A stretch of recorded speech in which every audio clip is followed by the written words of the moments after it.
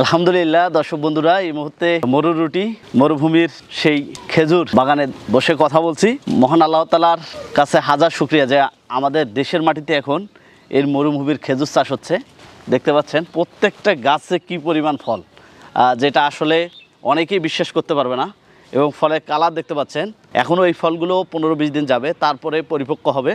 এই ফল শুকানোর পরে বাইরে থেকে যে খেজুর আসে হুবহুব সেই রকম একটি আকার ধারণ করবে। আসসালামু আলাইকুম দর্শক বন্ধুরা, কেমন আছেন সবাই? আমরা এই মুহূর্তে অবস্থান করছি দিনাজপুর ফুলবাড়ি উপজেলায় সজনপুকুর গ্রামে। দর্শক বন্ধুরা, অনেকের কাছে অবিশ্বাস্য মনে হলো এটি সত্য যে আমাদের দেশের মাটিতে মরুর এই ফল এখন ঝুলছে।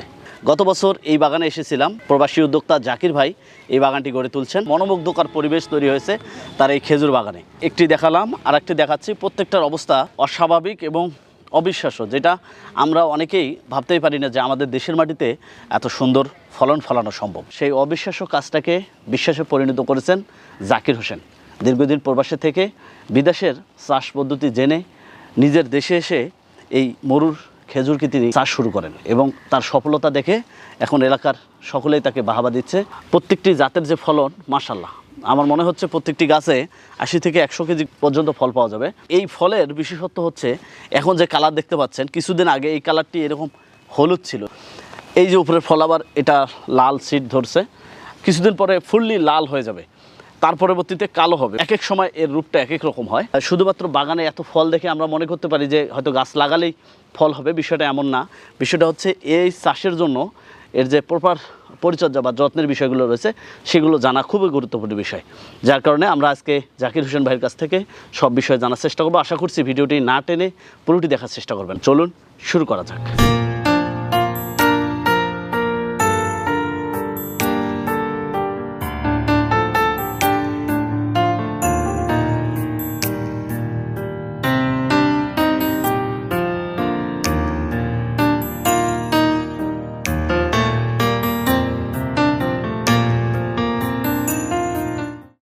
জাকির ভাই, আসসালামু আলাইকুম। ওয়ালাইকুম আসসালাম। ভালো আছেন ভাই? আলহামদুলিল্লাহ, আপনি কেমন আছেন? আলহামদুলিল্লাহ ভাই, ভালো আছি। গতবারে আসছিলাম, প্রচন্ড বৃষ্টি ছিল, প্রচন্ড বৃষ্টি। এবারে একটু তাপ গরম বেশি। আপনার জন্য ভালো কোনটা? আমার জন্য ভালো গরম ঠান্ডা দুটাই। গাছের জন্য ভালো গরমই। গরমটা হলে এ গাছ মরুর গাছ, এ চায় উপরে আগুন, নিচে পানি। পানি বলতে নিচে চায় ঠান্ডা, উপরে চায় প্রচুর হিট। তাতে ফলের মিষ্টতা বাড়ে, কালার খুব সুন্দর আসে। বিশেষ আকর্ষণ তো ভেতরে দেখতে পাচ্ছি, মাশাআল্লাহ। গাছে তো প্রচুর ফল দেখতে পাচ্ছি ভাই। হ্যাঁ ভাই, আলহামদুলিল্লাহ বেশ ভালো। আলহামদুলিল্লাহ, মনটা ভরে গেল ফল দেখে। এটা কোন জাত ছিল? আমরা গতবার দেখাইছিলাম আজুয়া ছিল। এটার বিশেষত্ব হলো প্রথমে সবুজ থেকে হলুদ হয়, হলুদ থেকে লাল হয়। এই লাল হওয়ার পর থেকে যখন পুরো কড়া লাল হয়ে যাবে, তারপরে আস্তে আস্তে কালার আসে, মানে কালো হয়ে যায়। তখন অরিজিনাল এটা সেই কালারটা নিয়ে নেয়। এই গাছ আমার তৃতীয় ফলন খেজুর আসতে এই গাছ থেকে আমি বেশ কিছু কলম উঠাইছি। চোখ কলম এই যেগুলো, হ্যাঁ, এগুলার নিচে কিন্তু আরো অনেক ছিল, নিচে এগুলা উঠানো হয়েছে। যাক, কলম উঠাইছি মোটামুটি ভালো। 11টা কাঁদি। প্রথম বছরে কটা আসছিল? প্রথম বছরে 3টা, দ্বিতীয় বছরে আসছিল 11টা, এবছরও আসছে 11টা। এই গাছে যতদিন কলম থাকবে বা দিবে ততদিন এই গাছের ফলনটা একটু কমে থাকে কলমের কারণে। কেননা এই গাছ কলমকেও খাবার দেওয়া লাগে, ফলকেও খাবার দেওয়া লাগে, এই জন্য ফলের পরিমাণটা কম থাকে। যখন কলমের আশা শেষ হবে, শুধু ফলের দিক দিয়ে বাড়ে যাবে, তখন প্রচুর পরিমাণ ফল দেবে এই গাছ। গতবার তো ফল খেয়ে দেখাইছিলাম একটু হলুদ ছিল, এবার তো লাল রং চলে আসছে। এখন কেমন টেস্টটা চলে আসছে? টেস্টটা এটা আরো লেটে টেস্ট আসে, মিষ্টতা এটা আসে লেটে, তারপর আপনি টেস্ট করতে পারেন। বিসমিল্লাহ। দর্শক, এই মরুভূমির ফল দেশে খাচ্ছি, আসলে বুকটা ভরে যাচ্ছে এবং নিজের যে একটা আত্মতৃপ্তি এবং চোখের সামনে দেখা ভালো লাগাটা আসলে বলে বোঝানো যাবে না আপনাদেরকে কতটা ভালো লাগতেছে যে আমাদের দেশের মাটিতে এই ধরনের ফল হচ্ছে এবং সেখানে আমরা বসে কথা বলছি। সেই অবিশ্বাস্য কাজটিকে বিশ্বাসে পরিণত করেছে জাকির ভাই। বিস্তারিত জানবো, তার আগে একটু ফল খেয়ে নেই। এটি হচ্ছে সেই আজোয়া খেজুর। বিসমিল্লাহ। দর্শক, এই শ্বাসটা দেখতে পাচ্ছেন পুরো সফট এবং আলহামদুলিল্লাহ খুবই সুস্বাদু। জাকির ভাই, ভিতরে তো আরো অনেক ফল আছে, চলেন দেখাই। চলেন একটু দেখি। এই গাছগুলো পরে রোপণ করছে তাই না? হ্যাঁ, এখানে আমার লিচুর গাছ ছিল, লিচুর গাছ উঠাই দিয়ে খেজুর গাছ রোপণ করছি। মাশাআল্লাহ, এটা তো আরো ভরপুর ফল দেখতে পাচ্ছি। পাশেরটাও। এটা কোন জাত ছিল? এটার নাম বারহি, যেটা কাঁচাতে মিষ্টি অনেক। আর এটাও বারহি। একই জাত যেহেতু হয়, আমরা এখানে একটু দাঁড়ায় কথা বলি। এখানে তো অনেকগুলো চোখও দেখতে পাচ্ছি, এটার কাদের সংখ্যা মনে এটা হয় আমার তৃতীয় ফলন। আচ্ছা। এখান থেকে আমি 2 বছরে প্রায় 8-10টা 12টা এরকম কলম আমার উঠানো হয়েছে, এখনো মনে হয় 8-10টা আছে এটাতে। অথচ গাছে আমার 3 বছর থেকে ফল দিতেছে, এখনো গাছের গোড়া ওঠেনি, কিন্তু ফলের পরিমাণ অধিক। একটা করে কাঁদিতে আমার মনে হয় যে 15 কেজির কম হবে না, এরকম কাজিতে 15 কেজি 18 কেজি করে খেজুর আসবে। পাকে একটু আগে, অন্যান্য খেজুরের থেকে একটু 15-20 দিন আগে পাকে। এটা ঠিক আমাদের দেশে যেমন আম বা কাঁঠাল, ঠিক এরকম এটা সংরক্ষণে রাখা যায় না। এই খেজুরটার খাওয়ার নিয়ম হলো গাছ থেকে পাকবে, আপনি খাবেন। আচ্ছা, এটা সংরক্ষণে আসে না, এটার মিষ্টতা অনেক হয়, আপনি খেয়ে টেস্ট করতে এখন পারেন। কি মিষ্টিটা চলে হ্যাঁ, আসছে? মিষ্টতা চলে আসছে। দর্শক, এটা হচ্ছে বারহি জাত কাচ্চি। এর আগে আমরা আজোয়া খেয়েছি, ওটার থেকে তো অনেক গুণ বেশি এটা অনেক গুণ বেশি মিষ্টি।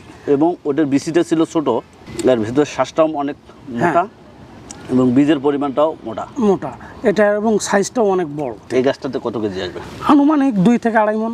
গতবারে তো অনেক ফল আসছিল। হ্যাঁ, গতবারে ছিল, কিন্তু ওই টাইমে আপনি ছিলেন না, তখন এটার প্রায় শেষের দিকে হয়ে গেছে। আপনি গতবারে ফলগুলো কি করছেন? ফল এখান থেকে বিক্রি করি না। আমার এখানে অনেক ভাইয়েরা, প্রতিবেশীরা, অনেক লোকজন আসে দেখার জন্য। এই সবাইকে 2 পিস 4 পিস করে টেস্ট করাই। আমার এখানে এটা হলো পরীক্ষামূলকভাবে বাগান।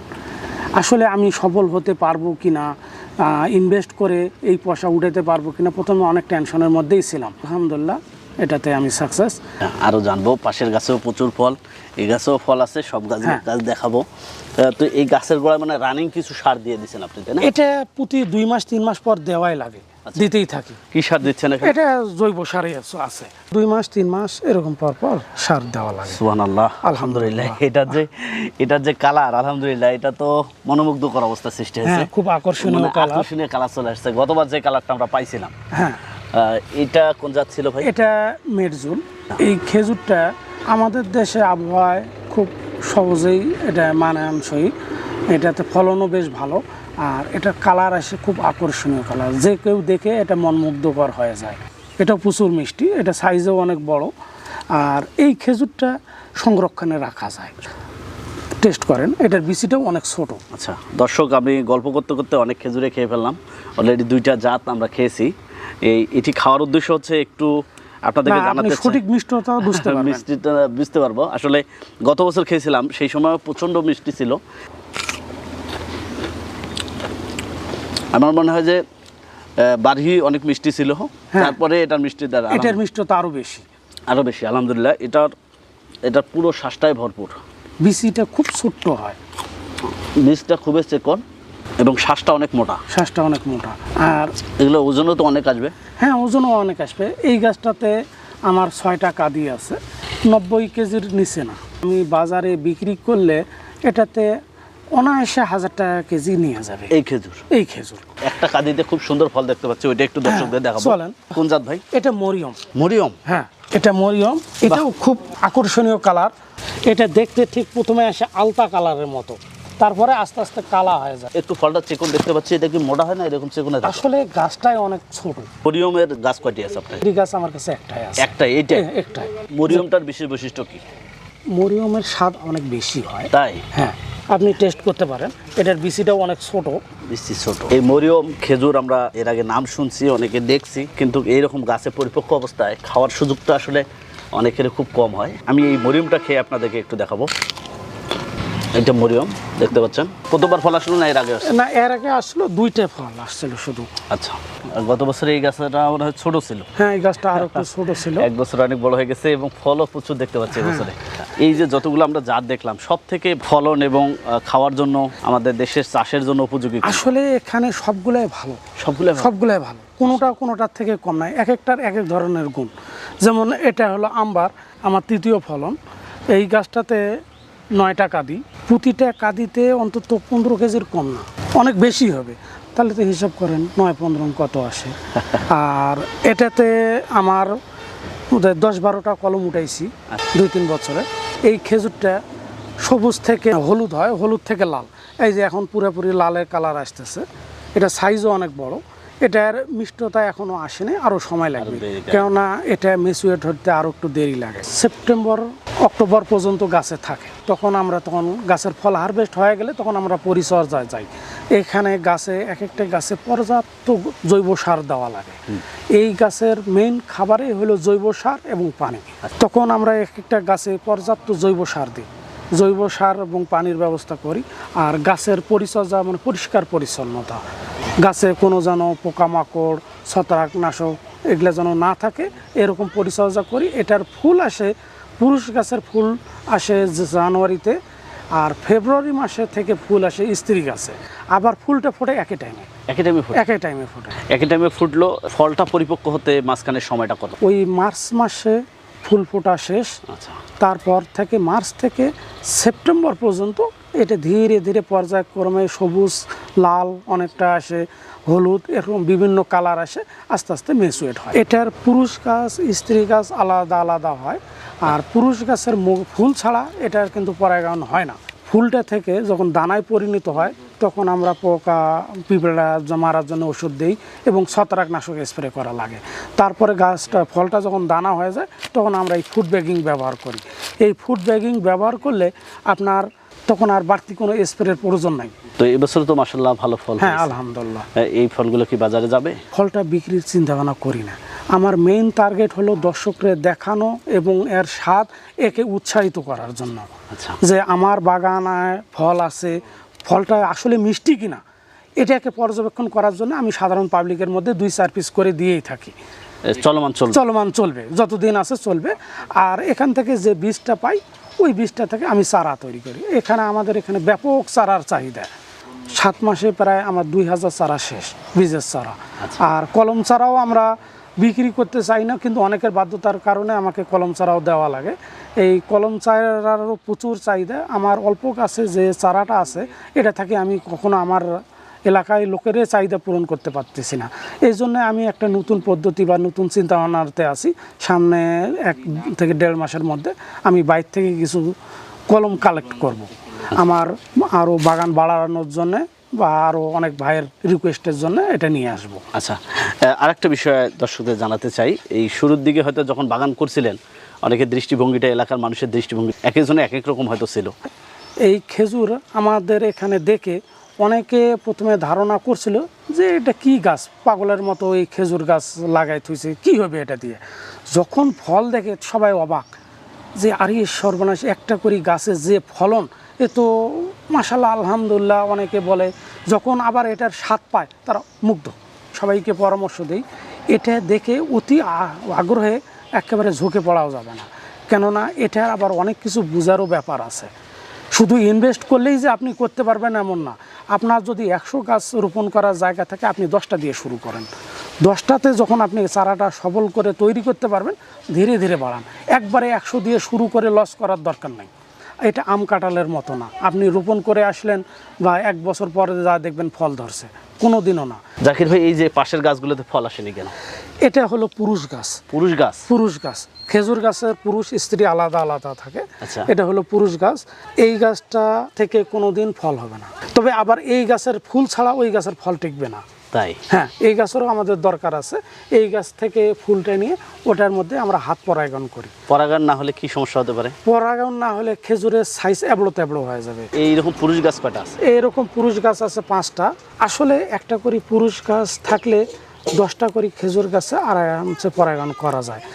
আপনাকে বললাম যে পরাগায়ন, আসলে সঠিক পরাগায়ন না করলে যেটা হয়, আরে আল্লাহ, এইটা এই যে এই ফলটা, এটা তো কোনো ফলের সাইজে হয়? এটা কোনো ফলের সাইজে না, এবড়ো থেবড়ো বিভিন্ন আকারের হবে, কিন্তু এটাতে পরাগায়ন করানো হয়নি। ন্যাচারালি হয়তো বাতাসের মাধ্যমে যতটুকু হয়েছে হয়েছে। বাতাসের মাধ্যমে যেটুকু হয়েছে।